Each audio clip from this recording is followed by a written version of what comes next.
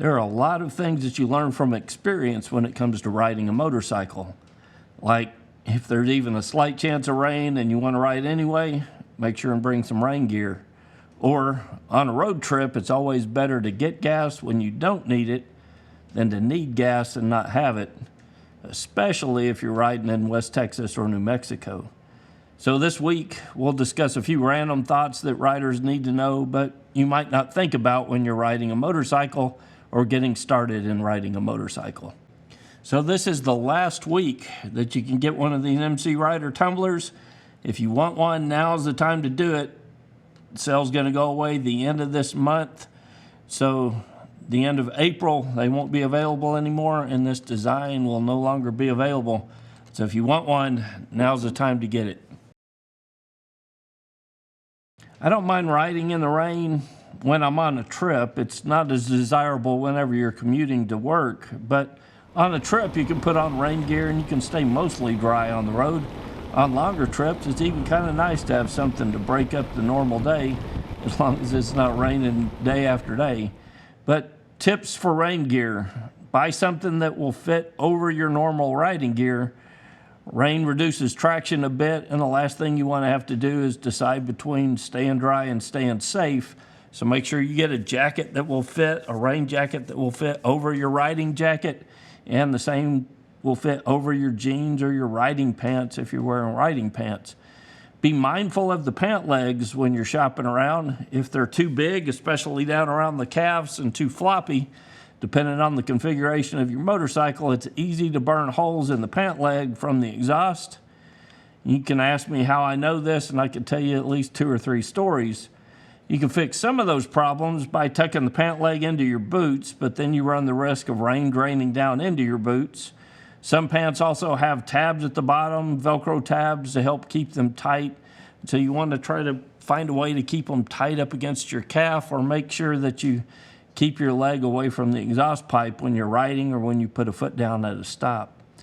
If you commute all the time, I recommend buying rain gear that's compact, something that will fold into itself and create a nice little pouch.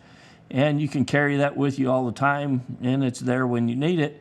You just never want to trust the weatherman. Another nice item to have with you all the time is a tire plug kit, and the way to get air into a tire when you need it. I really like these all-in-one plug kits that have the mushroom-style plugs and the CO2 cartridges to get air in the tire. You can get those at mcrider.com/plug, and I'll forward you on to Amazon.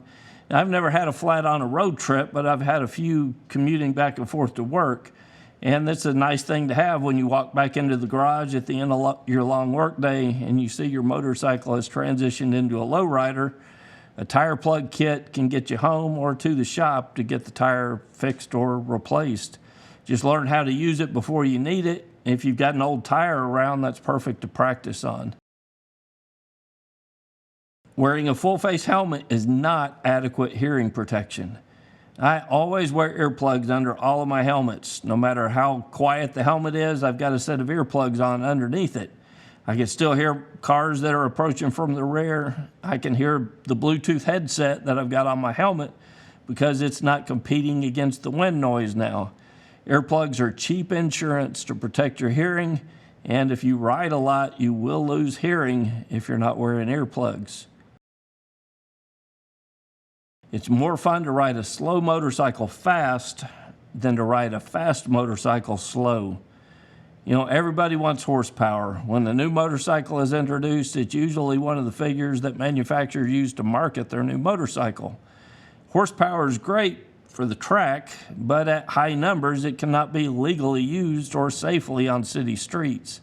A 1,000cc sport bike might look good at a bike night, but unless you're a track regular, it will have a lot of unrealized power for the streets if you're going to ride it legally. Being on a motorcycle with a little less power is more fun on the streets because you can rev it out a little and still stay within the guidelines of officer friendly here. If you do want a motorcycle that's more powerful though, for the streets, torque is where it's at. Horsepower will help you run faster top speeds, torque will help you get to that speed limit faster, and you'll have more fun staying within the limits of the law on the street. Torque numbers, not horsepower, is your friend.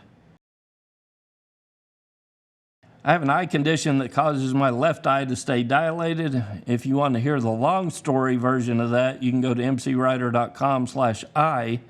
But for me, a full face helmet with a dark smoke visor is awesome, particularly with this eye that stays dilated.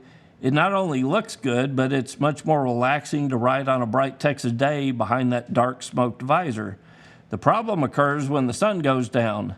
Your options are having a helmet with a drop-down internal visor, and those work okay, but it doesn't offer as much protection from the sun as a full-face shield because they only drop down so far, and for some reason manufacturers don't make those as dark as the dark tinted smoke visors that you can buy aftermarket or as an accessory to your current helmet. You can also carry 2 visors with you, but this takes up more room in the saddlebags, and you're already carrying rain gear and a tire plug kit, right? So you can buy some small riding goggles and have these to carry with you. They take up less room than a full visor, and they work well in a pinch. So you just pop the visor up, put these goggles on underneath your helmet.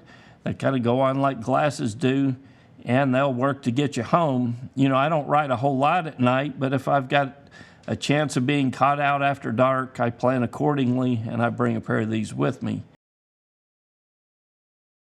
You know, I hear riders say this a lot. I ride like everybody's trying to kill me. You know, occasionally you'll run into a driver that has no concern for your safety, but for the most part, you find drivers that are just trying to get to work, or they're lost in their own thoughts, they're distracted or whatever, you know, but it's usually not personal. They're not trying to kill you, but they might. And if there's something that I could do to make drivers more responsible out on the road, I'd flip that switch immediately, but I have no control over that.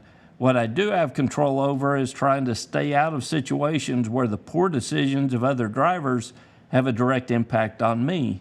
It all starts with creating more time and space for yourself on your motorcycle. If you do that one thing, you'll find fewer drivers who are trying to kill you.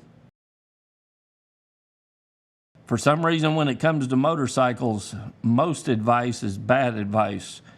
You know, I joined a Facebook group a while back for new motorcycle riders, and I see new riders asking legitimate questions on that forum about how they can improve their skills or make themselves safer riders. And I'm always shocked at the amount of horrible advice that's freely given on that forum. I'm not talking about bad advice, I'm talking about horrible advice. People with legitimate questions and concerns are given advice that directly contradicts what they should be doing. Just because someone wears a leather jacket does not mean that you should listen to their advice. Find responsible riders and instructors to listen to. I believe that I've created that here on MCrider, and I know it's represented well on the forums at MCrider. You know, I am so thankful for all of the professional riding instructors and quality experienced riders who have contributed to MCrider on the forums. If you're a new rider, you really need to become a member and take advantage of the field guide and the forums. And if you're a training professional or an experienced rider and you want to give back, your advice and experience are always appreciated on the forums. It really is the only place that I know of on the web where sound, good riding advice is the norm, not the exception. You can learn more about becoming a member at mcrider.com/member. You'll get instant access to the forums and the field guide, and you'll also support my ability to keep riders safe and build a strong riding community here on MCrider. Till next week, guys, it's Kevin with MCrider, and I'll see you on the road.